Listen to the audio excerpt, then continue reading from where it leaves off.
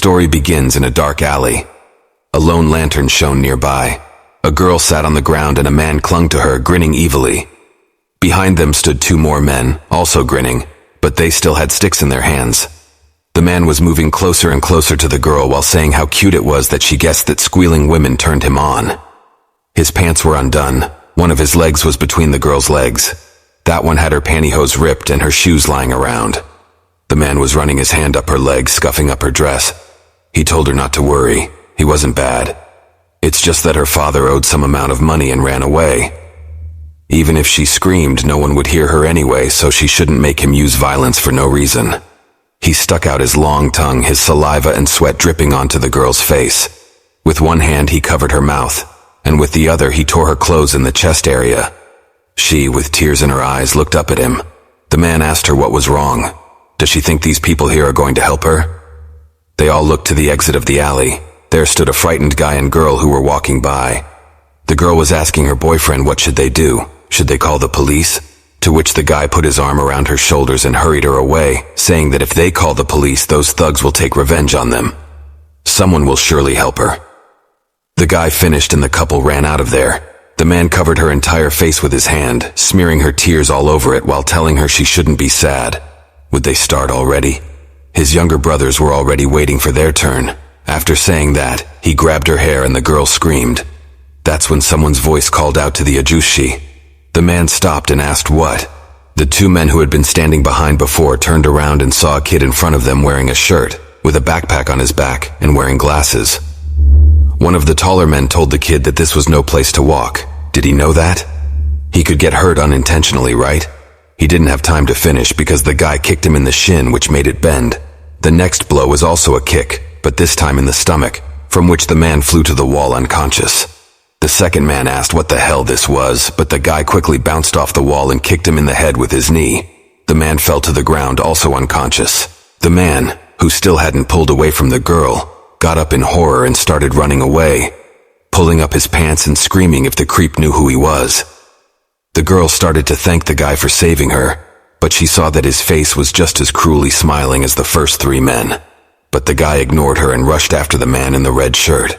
The man ran, continuing to resent why the hell he was running away from a high school student. He turned around and noticed the man running after him and asked what was wrong with him. Why the hell is he chasing him? He already saved that girl. Cussing again, he noticed the guy next to him and yelled even louder to open the door.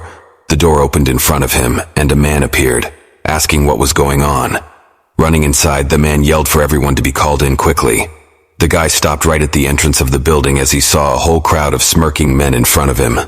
Each of them had a weapon in their hands, some with a knife, some with a huge hammer, cast iron pipes, and more. The guy slowly took off his glasses as he continued to stare at the ground.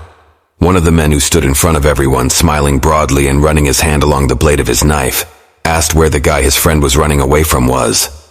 But suddenly his eyes rounded. The guy wiped his glasses and put them back on while saying that this was really exciting. He had a scary smile on his face that didn't bode well. He ran inside and immediately there were screams. A man in a red shirt was sitting in a room a few floors up. On the table he was sitting at was a cup of coffee. Behind him was a window. The room itself was small. He himself was happy to say that now he was done with that guy. When he heard a noise in the hallway, he told the boys to drag him to him. Just then the door flew open with force and fell right on him, but he managed to move away frightened. An enraged guy appeared on the threshold. His shirt and pants were torn and there was blood in some places. Behind him there was a huge amount of bodies in the hallway. Looking at the guy, the man asked, "What the hell is going on? Why the hell is he chasing him?" The guy stepped closer and stepped one foot on the table in front of the man. The man freaked out even more. The guy looked at the wrong guy with a smirk on his face and said he stepped on his foot. The man looked at the guy's black sneaker and saw a star-shaped mark on it. The guy climbed up on the table and lifted his foot above the man's head.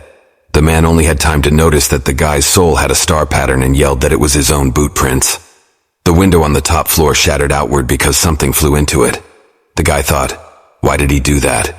A year ago he wasn't like this. The boy wondered why he'd gotten this far, and remembered what happened a year ago at school. He was sitting on a bench reading the newspaper. He looked like a normal high school student, wearing a school uniform and round glasses that covered his eyes. Next to him sat a girl, also wearing a school uniform and a short haircut.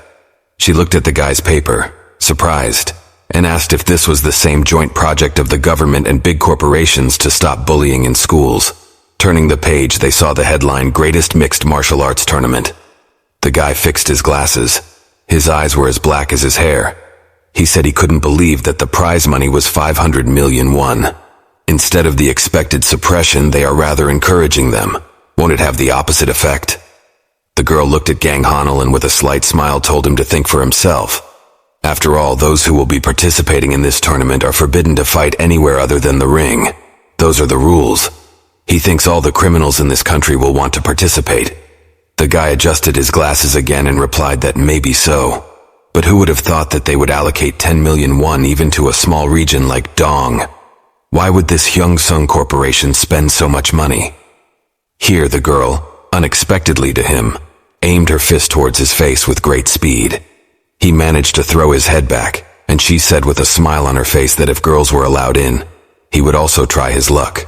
The out-of-breath guy pushed the girl's fist away with both hands and told Seung-hee that he certainly understood her feelings, but maybe she should start showing her femininity instead of her cruelty. The girl angrily put her fist up for another punch and asked if he still wanted to get hit by his unfeminine friend. The guy covered himself with his hands and asked her to stop. That's when they heard chatter and a bunch of guys gathered around something. The girl crossed her arms over her chest, glaring at them, and told Hanel that it looked like the male part of the tournament wasn't interested at all. The boy looked at her and then, fixing his glasses at the crowd of people, and asked what was going on. The girl exhaled disappointedly and asked what's up with Nee. Does he even follow the news? She told him to set up Kakao Talk. He wasn't born in a cave. He should have at least heard a glimpse of such high-profile news. The uncomprehending boy asked again what was going on, and then his eyes rounded in surprise. There was a girl walking through the schoolyard with long black hair. She was wearing a school uniform and a bag on her shoulder. All the guys around were looking at her with their mouths open. Seung told them that she was Haru Lee, who had recently transferred to their school. She can't believe he hasn't heard of her. A lot of guys from their school tried to hit on her, but none of them succeeded. She just rejected them all. Does he know how rude and direct she is? He has no idea what she said to the thugs the other day. Get lost, Seung sparred and added that she wasn't afraid of anything at all.